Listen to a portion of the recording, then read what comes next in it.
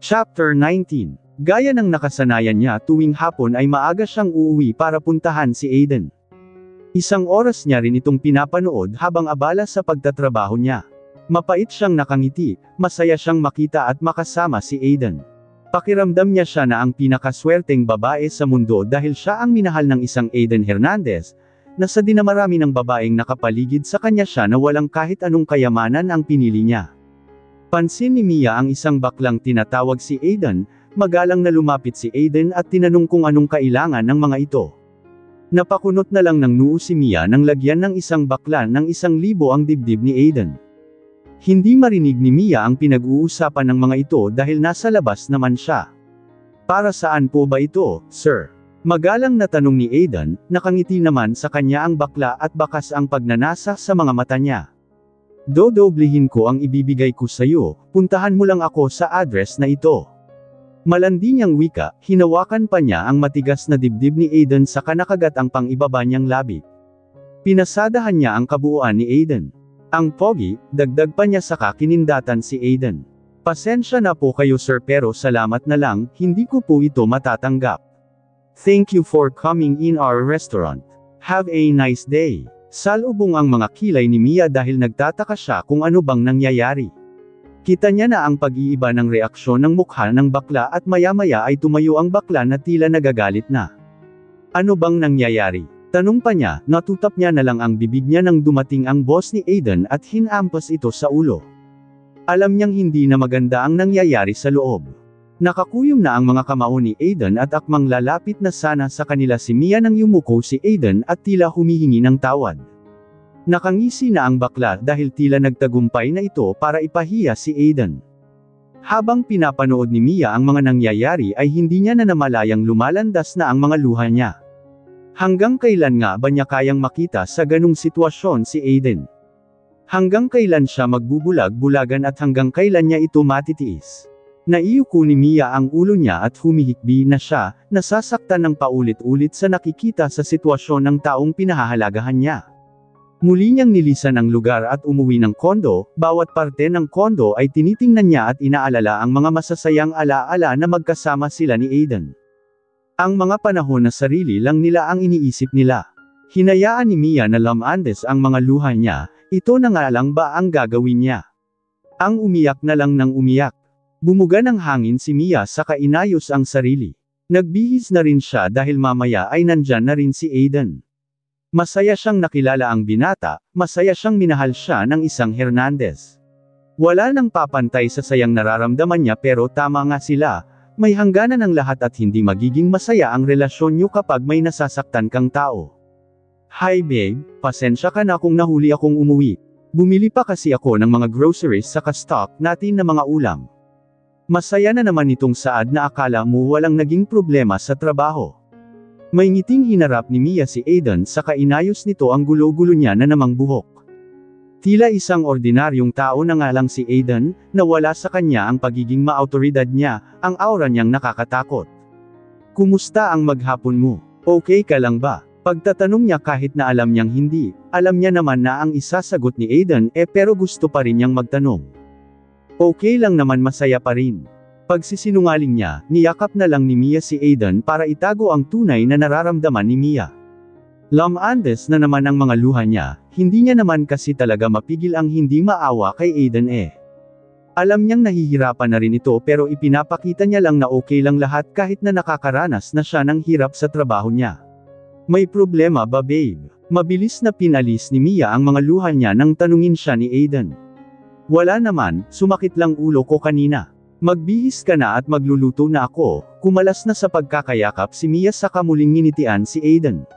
Seryoso namang nakatingin sa kanya si Aiden dahil alam niyang may mali. Okay lang ako, malambing niyang wika. Ikukuha lang kita ng gamot babe, maupo ka na lang at magpahinga ako na lang ang magluluto. Pumasok na sa loob ng kwarto si Aiden. Mabilis na namang pinalis ni Mia ang mga luha niya dahil kusa na itong lumalandas sa pisngi niya. Pagod na ito sa trabaho pero magluluto pa rin ito pagdating niya. Ano pa nga bang hirap ang dadanasan niya kung si Mia pa rin ang pipiliin niya hanggang huli? Matapos nilang kumain ng hapunan ay nagulat na lang si Aiden nang pumasok si Mia sa loob ng kwarto niya. Pwede bang dito ako matulog ngayong gabi?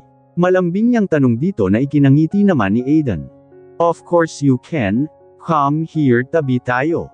Nakaabang na rin ang mga kamay ni Aiden kay Mia. Sumampa si Mia sa kama saka humiga sa braso ni Aiden at niyakap ito. Gusto niya na lang manatili ng ganito sila, kung pwede nga lang panghabang buhay na magiging masaya siya. Hindi ka na naman ba makatulog? Nag-aalalang tanong ni Aiden, umiling naman sa kanya si Mia. Gusto lang kitang makatabi at makasama ngayong gabi. Bawal ba? Natawa tuloy sa kanya si Aiden. Of course not, bakit ko naman hindi pagbibigyan ng buhay ko? Napangiti si Mia nang halikan siya sa ulo ni Aiden. Ang swerte-swerte niya dahil minahal siya ng sobra ni Aiden. Mahal na mahal niya rin naman ito pero minsan kailangan mo talagang mamili. Lagi mong tatandaan na kahit nasan man ako, mahal na mahal kita babe. Hindi man ikaw yung lalaking una kong minahal, ikaw naman ang minahal ko ng lubusan at ikaw na ang lalaking mamahalin ko hanggang huli. Saad ni Mia habang nakayakap kay Aiden, napahigpit naman ang pagkakayakap din sa kanya ni Aiden. I love you more than anything babe. Don't leave me dahil hindi ko kakayanin. Mas idinikit ni Mia ang mukha niya kay Aiden dahil umiiyak na naman siya. Gusto niyang makasama ng buong magdamag si Aiden. Kahit na anong mangyari, protektahan niya ang lalaking mahal niya kahit na maraming magiging kapalit. Sadyang malupit lang sa kanila ang tadhana. Wala naman silang ibang ginagawa kundi ang magmahal pero tila sila pa ang pinagkakaaitan ng tadhana ng kasiyahan. Ramdam na ni Mia na mahimbing nang natutulog si Aiden subalit nananatili pa rin siyang gising. Ayaw niya pang matulog, gusto pa niyang manatili, gusto niyang maramdaman pa ang yakap ni Aiden at ang mainit na katawan nito. Hindi niya alam kung anong oras na siyang nakatulog dahil paggising niya kinabukasan ay antok na antok pa siya at wala na ang katabi niya. Lumabas na siya ng kwarto at hinanap si Aiden subalit mukhang nakaalis na ito. Tiningnan niya ang oras at mag-aalas 9 na. Nagtungo ng fridge si Mia at napansin niya naman doon ang isang note. Hindi nakita gin icing babe dahil baka masakit pa ang ulo mo. Nagluto ako ng soap, ipainit mo na lang paggising mo. May gamot na rin sa lamesa, better to drink it okay. I love you, babe, kahit kailan talaga napakamaalaga niyang kasama. Kumain na si Mia saka umalis ng bahay, hindi siya nakasuot ng uniform ng hotel at may importanteng pupuntahan. Pagpasok niya ng hotel ay pinagtitinginan siya ng mga katrabaho niya at nang makita rin siya ni Stella at nilapitan siya. Anong ginagawa mo? Bakit hindi ka naka-uniform? Kunot noo nitong tanong. May kailangan lang akong kausapin Stella. Mauna na muna ako. Blanko niyang saad saka nagtungo na sa sadya niya. Kumatok pa siya ng ilang beses sa pintuan bago siya pinapasok. Nakataas naman ang kilay ni Mrs. Hernandez nang makita si Mia. What are you doing here? Alam ko naman na kahit anong gawin ko hindi magiging sapat sa inyo yon. Sabihin niyo sa akin kung anong kailangan kong gawin para lang ibalik niyo sa anak niyo kung anong kinuha niyo. Natawa naman si Mrs. Hernandez. Hindi ako ang nangunguha ng kung anong meron siya Mia kundi ikaw mismo. Dahil ayaw niyo sa akin, ginagawa niya ito at pinapahirapan ang sarili niyong anak dahil sa akin. Ngayon, malugod kong tatanggapin ang kahit na anong ipagawa niyo sa akin ibalik niyo lang sa kanya ang lahat. Alam kong walang-wala pa kami sa kaya at kapangyarihan mo Mrs. Hernandez. Now, tell me, what do I need to do? Sumilay ang isang ngisi sa labi ni Mrs. Hernandez. Napasandal tuloy siya sa swivel chair niya at diretsyong nakatingin kay Mia. Kahit ano tatanggapin mo, paano ako makakasiguradong gagawin mo nga? Just believe me, hilaw na natawa si Mrs. Hernandez. Sige, isa lang naman ang gusto kong gawin mo. Leave my son alone? Napalunok si Mia, inaasahan niya na ito dahil wala naman talagang ibang hihilingin si Mrs. Hernandez kundi ang iwan ni Mia si Aiden. Matapang na sinalubong ni Mia ang mga mata ni Mrs. Hernandez. Masakit pero kailangan niyang mamili. Gagawin ko at asahan mong hindi na ako magpapakita sa kanya pero bago ako lumayo, gusto kong makita siya sa dati niyang buhay. Tumupad ka sa usapan Mrs. Hernandez. Yun, papayag ka rin naman pala pinahirapan mo pa ang anak ko. Huwag kang mag-alala may isa akong salita just leave my son.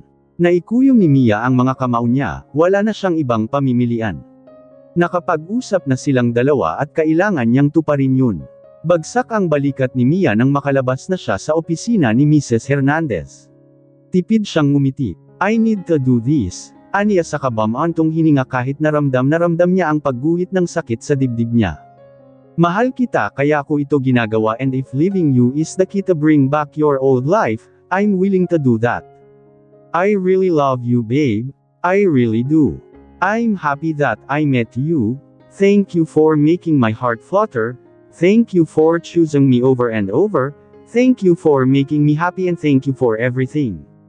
I can say that I am the luckiest woman in the world because you love me, you make me feel that I am worth it. Sometimes, I ask myself, do I really deserve your love? Hindi ko maiwasang hindi isipin yun. Ikaw ang pinakamagandang nangyari sa buhay ko, always remember that, my Aiden Hernandez. I hope if you already read this, you will never look at me magiging masaya na ako doon. Alam kong kapag nabasa mo ito wala na ako sa tabi mo, nakaalis na ako. Please promise me that you will never cry dahil sakin. Mahal na mahal kita babe, sobrang mahal na mahal kita but I need to do this. Alam kong ito lang ang paraan para maibalik ang nakasanayan mong buhay. I know you will get mad at me and I will accept it. I don't want you to suffer. Mahal na mahal kita Aiden, hanggang sa muli, my king. May ngiti sa labing umuwi si Aiden ng kondo niya bitbit ang mga pinamili niya kanina. Babe, I'm home. Bumili nga pala ako ng mamimerienda mo kung sakaling masakit pa rin ang ulo mo. Bumili na rin ako ng iluluto kong ulam na paborito mo. Saka babe alam mo ba, hindi na natapos ni Aiden ang sasabihin niya nang makita niya ang ina na siyang nakatayo sa kusina. Nagtataka namang nakatingin sa kanya si Aiden. What are you doing here mom? Tanong niya rito, inilibot niya ang paningin niya at mukhang wala pa naman si Mia. Umalis na kayo bago pa makauwi si Mia. Blanko niyang saad sa ina saka ibinaba ang mga pinamili niya. Hindi ako nagpunta rito para manggulo. I just want to say na yun na uli ang hotel, ibabalik ko na yon. Kinausap ko na uli ang mga investors nun, inayos ko na rin lahat ng papeles at wala ka nang pre-problemhin pa. Ikaw na lang ang kulang. Mauna na ako, tanging wika niya saka ibinaba ang isang brown envelope. Sinundan ni Aiden ng tingin ang ina hanggang sa makalabas na ito. Hindi niya alam kung ano bang nakainon para ibalik na ang hotel sa kanya. Tanggap niya na ba? Hindi na ba siya manggugulo? Tiningnan ni Aiden ang mga papeles sa loob ng envelope at hindi nga ito nagbibiro. May ngiti sa labi siyang napayes, hihintayin niya si Mia at sasabihin ang napakagandang balita. Naghintay siya kay Mia pero parang napakatagal naman yata nitong umuwi. Tinext niya na rin ito pero wala siyang natatanggap na reply. Sinubukan niya itong tawagan pero cannot be reached. Pinuntahan niya sa kwarto si Mia pero wala naman itong tao, akmang aalis na sana siya nang mapansin niya ang isang papel na nasa study table kaya kinuha niya iyon. Hindi niya alam pero kinakabahan siya sa laman ng sulat dahil hindi naman ganon si Mia. May tiwala siya rito na hindi siya nito iiwan kaya para saan para kabahan siya. Inumpisahan niyang basahin pero wala pa lamang siya sa kalagitnaan pero parang may nababara na sa lalamunan niya. Mia, mahina niyang tawag dito, tiningnan ni Aiden ang closet ni Mia pero wala na itong laman. Tiningnan niya rin ang ibang gamit ni Mia sa buong kwarto pero wala na rin. Malinis na rin ang lamesa kung saan nakalagay ang sulat. Please, don't do this. Aniya, nanlalabo na rin ang mga mata niya habang kinukuha ang susi ng kotse niya para hanapin si Mia. Alam niyang may mali una pa lang na makita niya ang ina niya sa loob ng kondo niya pero bakit? Nasaan si Mia? Alam niyang hindi siya iiwan ni Mia. Masaya lang silang dalawa kagabi kaya hindi niya ito magagawa. Una niyang pinuntahan ang hotel dahil baka hindi pa ito nakakauwi. Nang makita niya ang mga kaibigan ni Mia ay mabilis siyang bumaba ng kotse para lapitan si Stella. Ito kasi ang mas malapit kay Mia, baka may kinalaman siya. Sir Aiden, gulat pa nilang tawag dito nang makita siya, simula kasi nang maalis siya sa hotel hindi na nila ito nakita. Can we talk? Stella. Anas nito, nagkatinginan naman silang magkakaibigan at tinanguan na lang nila si Stella. Mauna na lang kami Stella, sige po sir, palem ng mga ito hanggang si Aiden at Stella na lang ang naiiwan. Alam mo ba kung nasaan si Mia? Hindi pa kasi siya umuwi simula kanina. Pumasok ba siya? Overtime ba siya? Sunod-sunod niyang tanong, tanging buntong hininga na lang ang nagawa ni Stella. Alam niyang may nangyayari na kay Mia at Aiden pero umiling siya bilang sagot. Hindi po siya pumasok kanina, nagpunta siya rito pero ang alam ko, office ni Ma'am Olivia ang pinuntahan niya. Pagkatapos po nun, hindi ko na siya nakita. Stella, I know that you know where she is, please tell me. I'm begging you. Hinawakan niya na sa magkabilang braso si Stella pero inalis yun ni Stella. Kahit naman gusto kong sabihin sa inyo sir, wala po talaga akong alam. Wala siyang sinasabi sakin, iniwan niya rin ako ng walang palem. Alam kong ginagawa ni Mia kung ano yung mas makakabuti sa inyo kaya ito na lang din po ang pakiusap ko.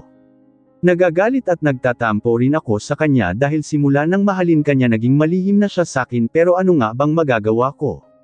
Kaibigan lang ako pero alam ko, may dahilan siya. Sir, mas maganda na nga sigurong huwag mo na siyang hanapin. I know you love her too and I'm thankful about that pero alam kong ginagawa ito ni Mia para sa'yo. Alam kong nasasaktan ka rin pero baka sadyang hindi nga kayo para sa isa't isa. Palayain mo na lang din siya dahil ramdam ko, nasasaktan na siya dahil kitang-kita ko yun sa tuwing pumapasok siya. Palagi ko rin siyang nakikitang umiiyak pero hinayaan ko. Hindi siya nagpaalam sakin pero kung ang gusto ni Mia ay ang lumayo para maibalik ang lahat ng meron kayo, pabayaan nyo na po siya dahil patuloy nyo lang siyang masasaktan, patuloy lang kayong masasaktan kung ipipilit nyo ang pagmamahalan yung ayaw ng lahat. Huwag nyo na siyang pahirapan pa dahil hindi nyo po alam kung anong nararanasan niya rito sa loob ng hotel. Saka sana nga po alam ko kung nasan siya. Mauna na po ako. Bagsak ang balikat ni Aiden na sinundan ng tingin si Stella. Hindi niya alam kung saan pa ba niya hahanapin si Mia. Umalis siya ng hotel at pinuntahan niya ang dating apartment ni Mia subalit bigo rin siyang umalis. Hindi niya na alam kung saan pa pupunta si Mia. Wala naman na siyang ibang kilala na kaibigan ni Mia kundi ang mga empleyado niya rin sa hotel na wala rin namang alam. Naisabsob na lang ni Aiden ang mukha niya sa manubela at paulit-ulit na tinatawag ang pangalan ni Mia. Tinatanong ang sarili kung hindi pa ba sapat ang ginawa niya.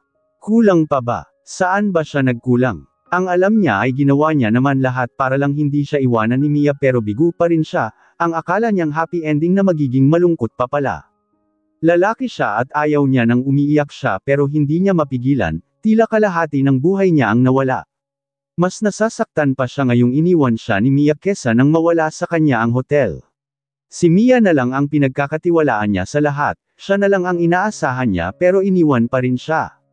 Hilaw siyang natawa, kung paano siyang iniwan ng mga mahahalaga sa buhay niya noon ay ganun din ang ginawa ni Mia sa kanya. Alam ni Mia ang tungkol dun pero mas pinili pa rin niyang saktan si Aiden. Bagsak ang balikat ni Aiden nang bumalik ng hotel. Parang hindi na rin siya kilala ng mga empleyado niya, nasanay ang mga ito na makita pa lang siya ay napapalibutan na siya ng itim na aura, ang tuwid niyang tindig na katatakutan ng lahat pero ngayong nakikita nila itong bagsak ang balikat at bakas ang lungkot sa mga mata niya ay parang hindi ito ang nakasanayan nilang boss. Gusto niya sanang puntahan ang kanyang ina pero pinili niya na lang bumalik dahil baka kung ano pang magawa at masabi niya sa sarili niyang ina kung nababalot ng galit ang puso niya. Ayaw niyang magdesisyon ng galit siya dahil alam niyang hindi niya makokontrol ang sarili niya at baka may masaktan pa siya. Bumalik siya ng kondo at pumasok sa kwartong ginagamit ni Mia, niyakap niya ang una ni Mia at muling lamandes ang mga luha sa kanyang mga mata. Akala niya, pagkatapos niyang mahanap ang tunay niyang mamahalin magiging okay na ang lahat pero tila hindi umaayon sa kanya ang tadhana.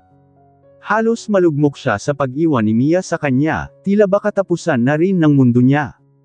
Ang liwanag na nagbibigay ng pag-asa sa kanya ay unti-unti nang binabalot ng kadiliman.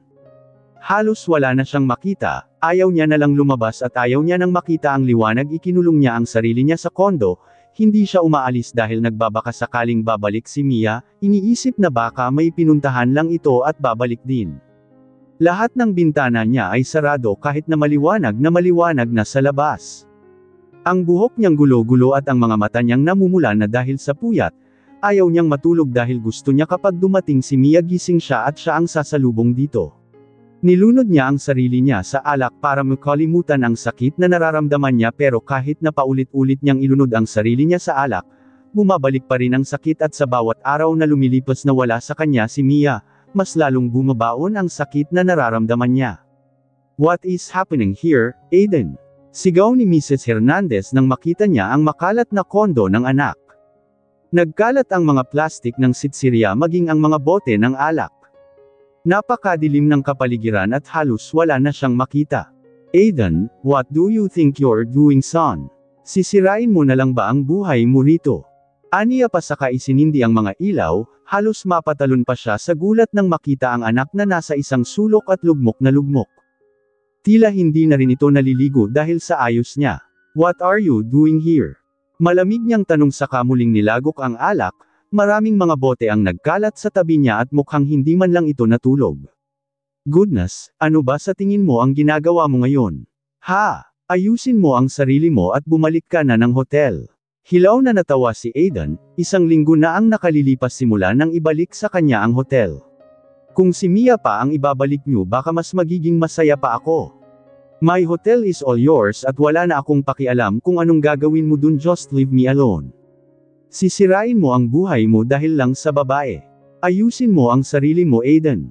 Una pa lang ay sinabihan na kita sa pagmamahal na yan dahil wala yang kwenta pero hindi ka nakinig at hinayaan mong mangyari ito sa buhay mo Malakas niyang sigaw ng ibato ni Aiden sa sahig ang boteng hawak niya dahilan para mabasag ito. Jejewang-gewang pa itong tumayo at nginis siya ng ina. Sino ba sa inyo ang naninira ng buhay ko? Hindi ba at ikaw na sarili kong ina? Ano, masaya ka na ba na nagtagumpay ka sa ginawa mo?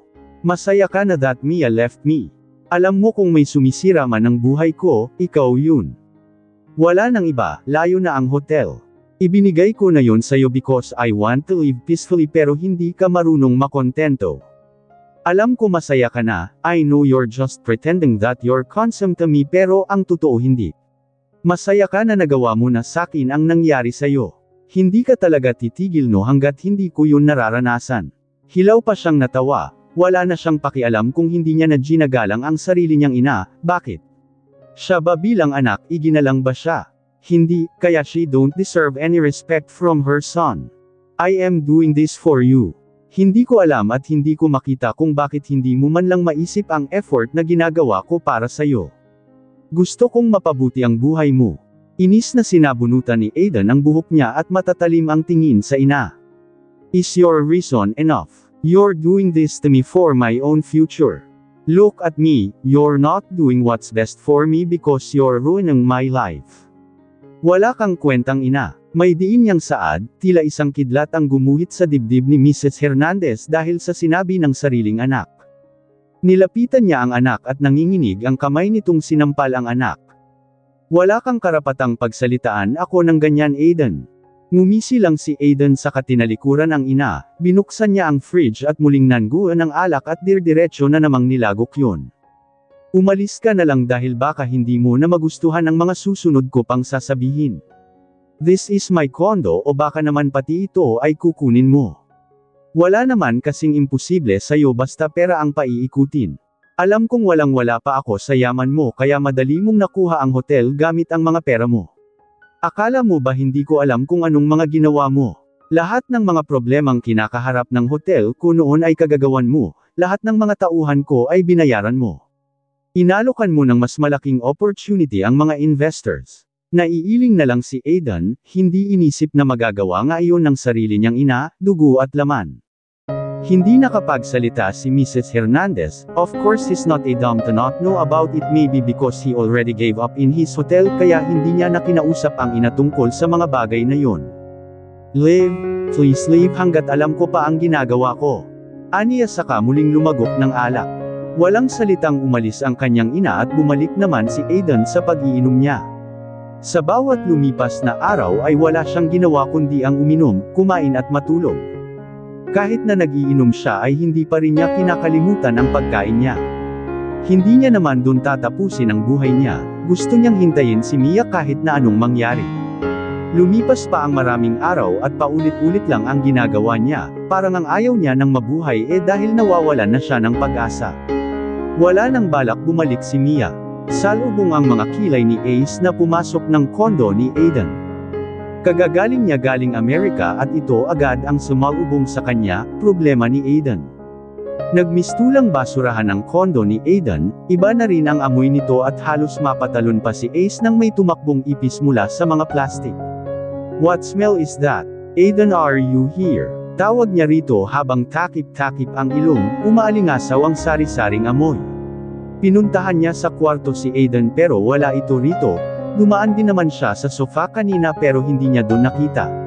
Isinindi niya lahat ng ilaw at iginilid ang mga kurtina para lumiwanag. Pumunta siya ng kusina at doon niya nakita si Aiden sa tabi ng fridge niya, napabuntong hininga na lang si Ace nang makita ang napakaraming bote sa ibaba tapos may iba na namang iniinom si Aiden. Isa-isa niyang pinulot ang mga bote sa kaakmang ilalagay sana sa basurahan pero puno na ito kaya nanguha siya ng garbage bag para dun ilagay. Ganyan na lang ba talaga ang gagawin mo sa buhay? Papatayin ang sarili sa alak? Malumanay niyang tanong habang naglilinis. Hindi sumagot sa kanya si Aiden at patuloy lang ang pag-iinom niya. Kumakain ka man lang ba? Baka puro alak na lang ang laman ng tiyan mo. Tila wala siyang kausap dahil hindi man lang ito sumagot. Nabalitaan kong naibalik na sayo ang hotel, hindi ka pa ba papasok doon? Patuloy niyang pagdadaldal pero inom lang ng inom si Aiden. Namumula na ang mga mata dahil ang pahinga niya lang sa pag-iinom ay kapag nakakatulog siya saka lang kakain kapag ginutom na. Nilinis ni Ace ang kusina ni Aiden at nabawasan din ang amoy na nanggagaling sa mga basura niya. Tila ilang linggo na itong hindi naglilinis. Kung nandito lang si Mia at nakikita kanya, hindi niya rin magugustuhan ang nakikita ko. Banggit niya sa dalaga, napangisi na lang si Aiden saka muling uminom ng alak, naiiling na lang siya. I hope she's here too but she also left me, wala silang mga pagkakaiba. Lahat sila nang iwan. If she want, pumunta siya rito I don't care. Wala akong pakialam kung hindi niya nagugustuhan ang nakikita mo, she made me like this. Wika niya, naghihintay siya at maghihintay pa pero tila walang nangyayari sa ginagawa niya. Kailan pa nga ba ito babalik? Mukhang malabo pa sa tinta ng pusit. Ganyan na lang ba ang gagawin mo para sa ginawa ni Mia para sa'yo? Ano bang ginawa niya sa'kin? Hindi ba at iniwan niya? Don't you ever utter her name again in front of me. Alam mo ba yung sakit na dulot niya sa'kin? Hilaw niyang tariong kay Aiden, hinampas-hampas ni Aiden ang dibdib niya. Tagos na tagos dito, sobrang sakit. Ang akala ko ay iiwan na ako ng lahat pero mananatili siya sa tabi ko but I was wrong, katulad din siya ng mga magulang ko. Mapait niyang saad at dirdiretsyong nilagok ang laman ng bote. Hindi niya alam kung magiging masaya pa nga ba siya sa pagbabalik ni Mia kung nagkaroon na ng peklat sa puso niya. Hinintay niya ito pero walang bumalik na Mia. Napabuntong hininga na lang si Ace. Tumayo ka na dyan at ayusin mo ang sarili mo. Bumalik ka sa dati Aiden, yung walang pakialam sa lahat. Pagkalipas ng 1.5 taon, aligaga ang lahat ng mga empleyado nang dumating ang kanilang boss. Sama-sama silang lahat na nasa lobby at pare-parehong mga nakayuko ang ulo. Nang marinig na nila ang tunog ng isang sasakyan ay halos hindi na sila makagalaw, tila ba kapag gumalaw lang sila ng kaunti ay katapusan na nila. Sa sahig na silang lahat nakatingin at tanging tunog pa lamang ng sapatos ay tumitindig na ang mga balahibo nila. Maayos ba ang lahat ng pamamalakad nyo rito? Kumusta ang pakikitungo ng mga empleyado sa mga guest? Malamig at seryoso niyang tanong sa isang manager. Maayos naman po ang lahat sir, wala po kayong dapat ipag-alala. Mabilis nitong sagot, napahinto rin sa paglalakad ang manager nang huminto si Aiden sa kanilingan ng isang babaeng empleyado. Halos manginig na ang katawan ng dalaga dahil sa presensya ng boss. Napapikit na lang ang dalaga ng heel ni Aiden ang gulo-gulo niyang necktie. Hindi ko alam kung anong ginagawa mo para hindi mo maayos ang necktie mo. Ayusin niyo ang mga sarili niyo kung ayaw niyong mawalan ng trabaho. Isa lang sa inyo ang makatanggap ako ng reklamo mula sa mga guest, huwag na kayong magpapakita sa akin. Seryoso niyang wika, ang malalim niyang boses na halos tumatagos sa katawan mo. Mabilis na yumuko ang babae sa sahig. Patawarin niyo po ako, sir. Nagmamadali lang po talaga ako kanina, sagot nito, ayaw niyang mawalan ng trabaho at nakahinga na lang siya ng maayos ng lampasan na siya ni Aiden. Halos lahat sila ay pigil ang mga hininga at mga nakayuko para iwasan ang mga malalalim na mga mata ni Aiden. Hi Aiden, welcome back. 2 months ka ring nawala rito ah. Nakangiting salubong ni Chloe sa kanya ikinawit ang kamay niya sa braso ni Aiden. Pumasok naman na sila sa opisina ni Aiden at doon lang binitawan ni Chloe ang braso ni Aiden. Mga papeles kaagad ang mga hinarap ni Aiden, gusto niyang basahin lahat ng mga report nila ngayong araw. Kara-rating mo lang, trabaho ka kaagad. Date naman tayo malandi nitong Saad pero nasa mga papeles ang mga tingin ni Aiden.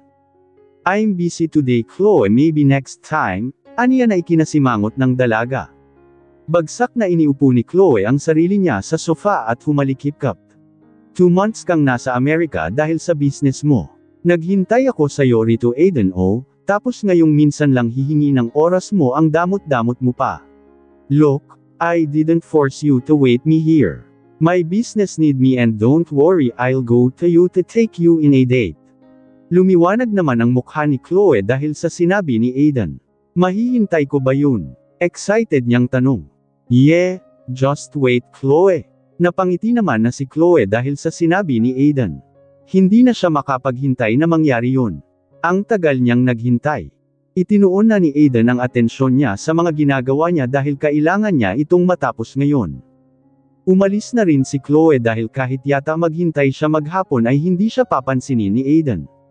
Maya-maya ay bumukas ang pintuan ng office ni Aiden at pumasok dun si Ace na nakangisi na sa pinsan niyang salubong na naman ang kilay dahil sa mga papeles.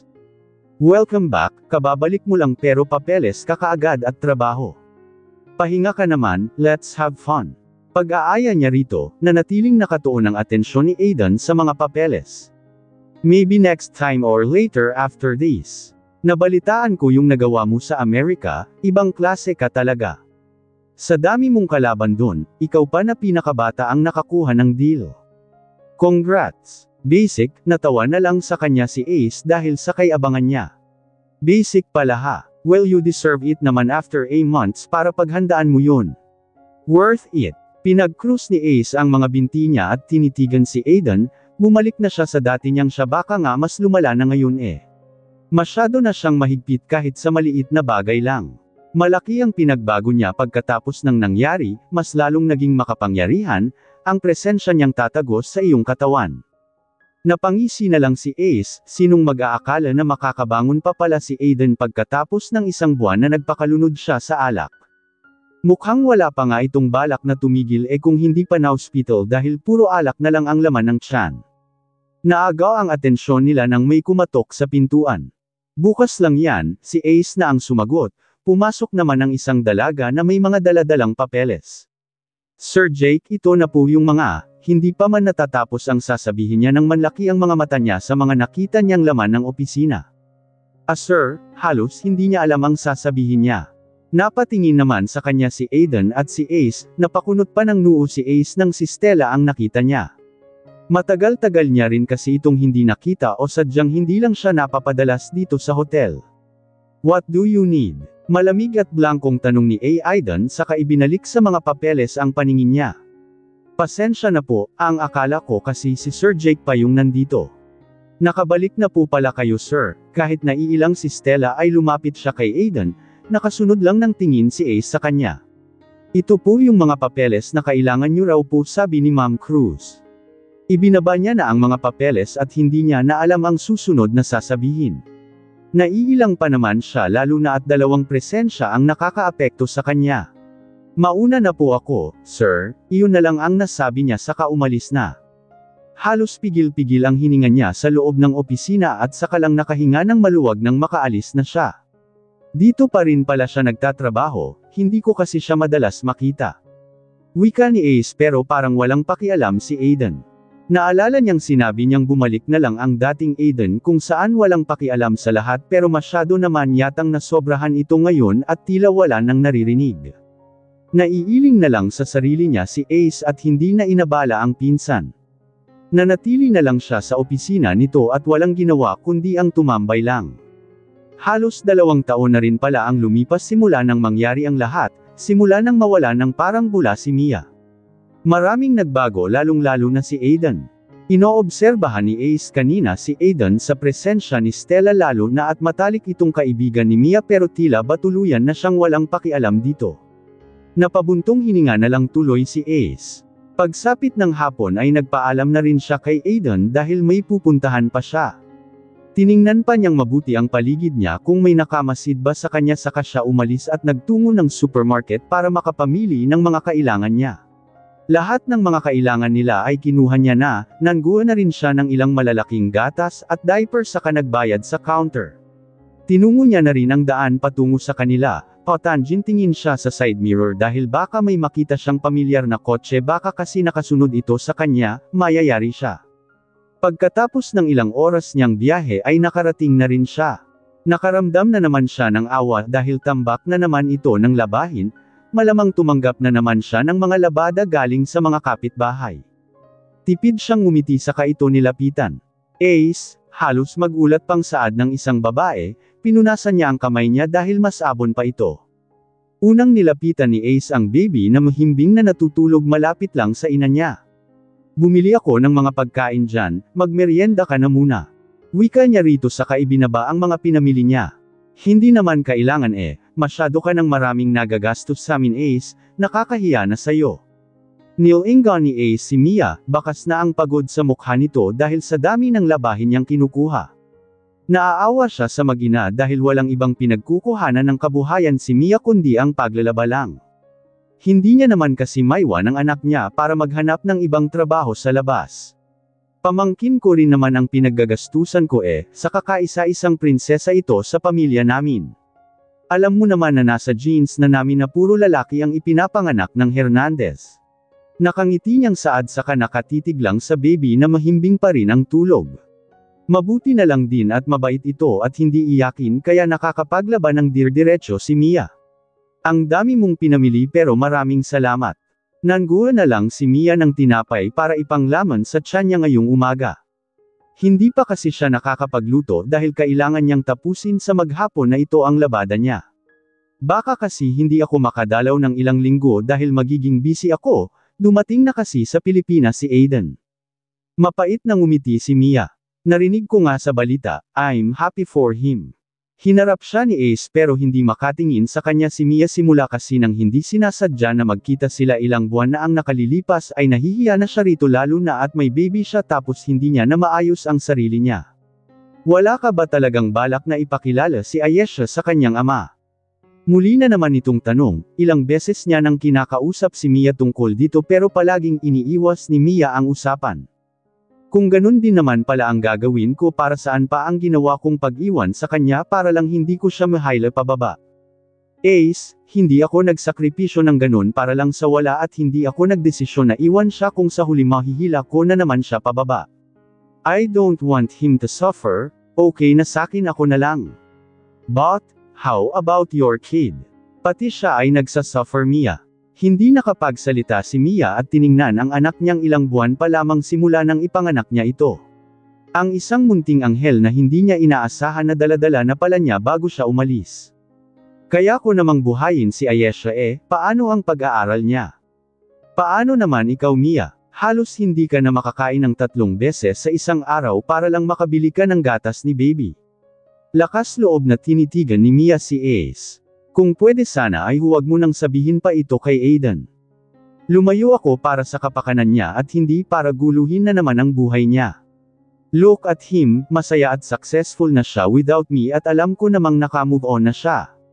Ito na lang ang mahihiling ko sa iyo Ace, magiging okay kami ng anak ko pero ayaw ko nang idamay pa sa hirap si Aiden.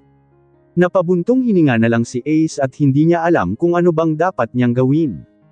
Naaawa na siya sa kalagayan nilang mag-ina lalo na kay Mia na lahat ay ibinibigay na sa anak niya, ayos lang sa kanya kahit na hindi na siya kumain. Tiningnan ni Ace si Ayesha na kagigising lang pero hindi ito umiiyak. Napangiti na lang siya nang mag-inat ang maliit nitong mga kamay. Hi baby, Ayesha. How's your sleep? Nandito na naman ang Tito Ace baby, pagdadaldal niya sa bata, kahit naman walang naiintindihan ang bata ay ngumingiti ito kay Ace. Makita lang ni Ace ang mga ngiti ng baby ay tila nawawala ang pagod niya. Ano nga bang magiging reaksyon ni Aiden kapag nalaman niyang may isa siyang napakagandang prinsesa? Binuhat ni Ace ang baby sa kanila laro-laro na ito. Malapit nang magdilim kaya kailangan na uling umpisahan ni Mia ang mga labahin niya para matuyo na ito kinabukasan at maibalik na sa mga may-ari bukas ng hapon. Sige na, tapusin mo na yan at ako na ang mag-aalaga kay baby.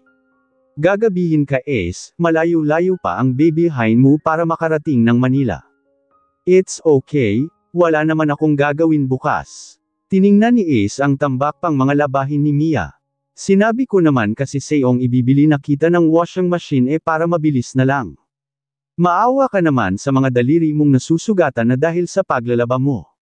Okay lang naman kasi, kaya ko pa naman saka hindi naman mahihirap labhan dahil malilinis pa sila.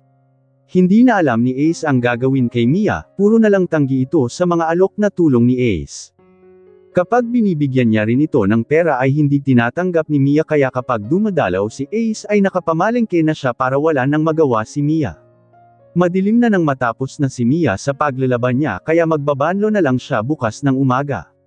Nasa loob naman na si Ace habang inaalagaan si Ayesha.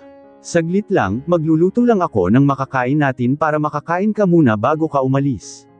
Pagpapalam niya rito sa lumabas para makapamili ng uulamin sa mga talipapa sa labas. Inilibot ni Ace ang paningin sa maliit na apartment na tinitirhan ng mag-ina, sobrang liit nito at masikip siyang tingnan pero dito sila nagtitiis. Hindi tuloy alam ni Ace kung dapat niya na ba itong sabihin kay Aiden at Suean si Mia. Hindi niya na kasi matiis ang nararanasan ng mag-ina pero sino nga ba siya para hindi respetuhin ang desisyon ni Mia. Mukha nga naman na kasing okay si Aiden at parang wala nang pakialam para hanapin si Mia. Habang kumakain silang dalawa ay pansin ni Ace ang mga gasgas sa mga daliri ni Mia dahil sa paglalaban niya. Baka bukas puro na naman ito sila Band-Aid.